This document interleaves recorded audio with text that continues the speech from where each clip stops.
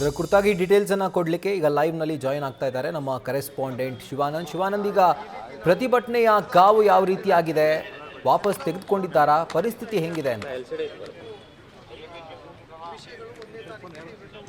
ರಾಹುಲ್, ಮುಖ್ಯವಾಗಿ ಬಳ್ಳಾರಿಯಲ್ಲಿ ಗಾಲಿ ಜನಾರ್ದನ್ ರೆಡ್ಡಿ ಅವರ ಒಡೆತನದ ಮಾಡೆಲ್ ಹೌಸ್ಗೆ ಬೆಂಕಿ ಪ್ರಕರಣಕ್ಕೆ ಸಂಬಂಧಪಟ್ಟಂತೆ ಬಳ್ಳಾರಿಯ ರಾಯಲ್ ವೃತ್ತದಲ್ಲಿ ಬಿಜೆಪಿಗರ ಪ್ರತಿಭಟನಾ ಕಾವು ಜೋರಾಗಿತ್ತು. ತದನಂತರದಲ್ಲಿ ಬಳ್ಳಾರಿ SP ಡಾಕ್ಟರ್ ಸುಮನ್ ಪಣ್ಣೇಕರ್ ಅವರು ಘಟನಾ ಸ್ಥಳಕ್ಕೆ ಬಂದು ಅವರ ಬೇಡಿಕೆಗಳೇನಿತ್ತು ಅವ ಮನವಿಯನ್ನು ಸ್ವೀಕರಿಸಿ ಆರೋಪಿಗಳ ಬಂಧನ ಮಾಡ್ತೀವಿ ಅನ್ನುವಂಥ ಒಂದು ನಿಟ್ಟಿನಲ್ಲಿ ಭರವಸೆ ಬಳಿಕ ಈಗ ಪ್ರತಿಭಟನಾಕಾರರು ತಮ್ಮ ಪ್ರತಿಭಟನೆಯನ್ನು ಹಿಂಪಡೆದಿರುವಂಥದ್ದು. ಮುಖ್ಯವಾಗಿ ಬಳ್ಳಾರಿಯ ಗಲಭೆ ಬ್ಯಾನರ್ ಪ್ರಕರಣ ಏನಿತ್ತು ಆ ಒಂದು ಘಟನೆ ಬಳಿಕ ಈಗ ಮತ್ತೆ ಜನಾರ್ದನ್ ರೆಡ್ಡಿ ಅವರ G-Sphere ಮಾಡೆಲ್ ಹೌಸ್ಗೆ ಬೆಂಕಿ ಬಿದ್ದಿರುವ ಪರಿಣಾಮವಾಗಿ ಸಾಕಷ್ಟು ಬಿಜೆಪಿಗರು ಕೂಡ ಆಕ್ರೋಶವನ್ನು ಹೊರಹಾಕುವಂಥ ಒಂದು ಕೆಲಸವನ್ನು ಮಾಡ್ತಾ ಇರುವಂಥದ್ದು. ಮುಖ್ಯವಾಗಿ ಗಲಭೆಯಲ್ಲಿ ಭಾಗಿಯಾದಂಥ ಏನು ಭರತ್ ರೆಡ್ಡಿ ಅವರ ಬೆಂಬಲಿಗರೇ ಈ ಒಂದು ಕೃತ್ಯವನ್ನು ಮಾಡಿದ್ದಾರೆ ಅನ್ನುವಂಥ ಒಂದು ನೇರ ಆರೋಪವನ್ನು ಬಳ್ಳಾರಿಯ ಮಾಜಿ ಶಾಸಕರಾಗಿರ್ತಕ್ಕಂಥ ಗಾಲಿ ಸೋಮಶೇಖರ್ ರೆಡ್ಡಿ ಅವರು ಕೂಡ ಮಾಡ್ತಾ ಇರುವಂಥದ್ದು. ಹಾಗಾಗಿ ಒಂದಷ್ಟು ಈ ಒಂದು ಘಟನೆ ಏನಿದೆ ಈಗ ಮತ್ತೆ ಏನು ಬೆಂಕಿಗೆ ಬಿಸಿ ತುಪ್ಪ ಸುರಿದಂಥ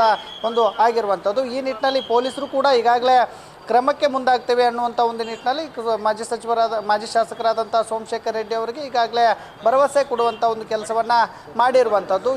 ಈವರೆಗೂ ಕೂಡ ಘಟನೆ ಕುರಿತು ದೂರು ದಾಖಲಾಗಿಲ್ಲ. ಬದಲಾಗಿ ಘಟನಾ ಸ್ಥಳಕ್ಕೆ ಈಗಾಗಲೇ FSL ತಂಡ ಕೂಡ ಒಂದು ಹೋಗಿತ್ತು. ಆದರೆ ಸುತ್ತಲೂ ಕತ್ತಲೆ ಆವರಿಸಿರೋ ಪರಿಣಾಮವಾಗಿ ಅಲ್ಲಿ ತನಿಖೆ ನಡೆಸೋಕೆ ಕಷ್ಟ ಅನ್ನುವಂಥ ಒಂದು ನಿಟ್ಟಿನಲ್ಲಿ ಮತ್ತೆ ಬೆಳಗಿನ ಜಾವ ಆ ಒಂದು ಘಟನೆ ಸ್ಥಳಕ್ಕೆ ತನಿಖಾಧಿಕಾರಿಗಳಾಗಿರ್ಬೋದು ಮತ್ತು FSL ಟೀಮ್ ಕೂಡ ಭೇಟಿಯನ್ನು ನೀಡುತ್ತೆ. ಯಾಕಂದರೆ ಸಂಜೆ ವೇಳೆಗೆ ಅಂದರೆ 5 ಗಂಟೆಯ ಬಳಿಕ ಈ ಒಂದು ಘಟನೆ ಆಗಿದೆ ಅನ್ನುವಂಥ ಒಂದು ಮಾಹಿತಿ ಈಗ ಸಿಗ್ತಾ ಇರುವಂಥದ್ದು. ಹಾಗಾಗಿ ಆ ಘಟನೆ ಹೇಗಾಯಿತು, ಜೊತೆಗೆ ಘಟನೆ ಹಿನ್ನೆಲೆ ಉದ್ದೇಶ ಏನಿತ್ತು ಅನ್ನುವಂಥ ಒಂದು ನಿಟ್ಟಿನಲ್ಲಿ ಪೊಲೀಸರು ಎಲ್ಲ ಆಯಾಮದಲ್ಲಿ ಈಗ ತನಿಖೆಯನ್ನು ಮಾಡುವಂಥ ಒಂದು ಸಾಧ್ಯತೆ ಇರುವಂಥದ್ದು. ಖುದ್ದಾಗಿ ಆ ಒಂದು ಘಟನಾ ಸ್ಥಳಕ್ಕೆ ಬಳ್ಳಾರಿ ASP ಆಗಿರ್ತಕ್ಕಂಥ ರವಿಕುಮಾರ್ ಅವರು ಕೂಡ ಭೇಟಿಯನ್ನು ನೀಡಿದ್ರು. ಅಲ್ಲಿ ಇರ್ತಕ್ಕಂಥ ಒಂದಷ್ಟು ಮಾಹಿತಿಗಳನ್ನು ಕಲೆ ಹಾಕುವಂಥ ಒಂದು ಕೆಲಸವನ್ನು ಮಾಡಿದರು. ಈ ನಿಟ್ಟಿನಲ್ಲಿ ಆ ಘಟನೆಗೆ ಸಂಬಂಧಪಟ್ಟಂತೆ ಒಂದಷ್ಟು ವಿಡಿಯೋಗಳನ್ನು ಈಗಾಗಲೇ ಗಾಲಿ ಸೋಮಶೇಖರ್ ರೆಡ್ಡಿ ಅವರು ಪೊಲೀಸರಿಗೂ ಕೂಡ ಕೊಟ್ಟಿರುವಂಥದ್ದು. ಆ ಒಂದು ಮಾಹಿತಿಯನ್ನು ಆಧರಿಸಿ ಒಂದಷ್ಟು ಹೇಳಿಕೆಗಳನ್ನು ಪಡೆಯುವಂಥ ಒಂದು ಸಾಧ್ಯತೆ ಇದೆ.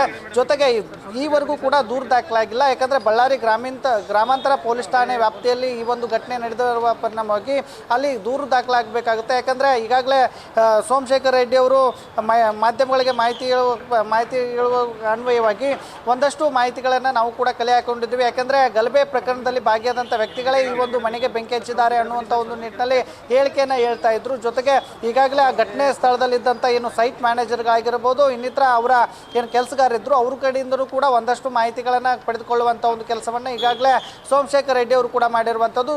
ಬೆಳಗಿನ ಜಾವ ಈ ಒಂದು ಘಟನೆ ಕುರಿತು ಕೇಸ್ ದಾಖಲಾಗುವಂಥ ಒಂದು ಸಾಧ್ಯತೆ ಇರುವಂಥದ್ದು. ತದನಂತರದಲ್ಲಿ ಯಾವಾಗ ದೂರು ದಾಖಲಾಗುತ್ತೋ ತದನಂತರದಲ್ಲಿ ಈಗ ಮತ್ತೆ ಪೊಲೀಸರು ತನಿಖೆಯನ್ನು ಚುರುಕುಗೊಳಿಸುವಂಥ ಒಂದು ಸಾಧ್ಯತೆ ಇರುವಂಥದ್ದು. ಆದರೆ ಬ್ಯಾನರ್ ಪ್ರಕರಣ ಮಾಸುವ ಮುನ್ನವೇ ಈ ಒಂದು ಘಟನೆ ನಡೆದಿರುವುದು ಈಗ ಬಳ್ಳಾರಿಯ ಸಾರ್ವಜನಿಕರಲ್ಲೂ ಕೂಡ ಈಗ ಸಾಕಷ್ಟು ಚರ್ಚೆಗೂ ಕೂಡ ಈ ಒಂದು ಘಟನೆ ಸಾಕ್ಷಿ ಆಗಿರುವಂಥದ್ದು.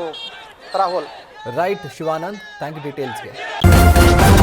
ನ್ಯೂಸ್ ಫಸ್ಟ್ ನಿರ್ಭೀತಿಯಿಂದ ನಿಮ್ಮ ಪರವಾಗಿ.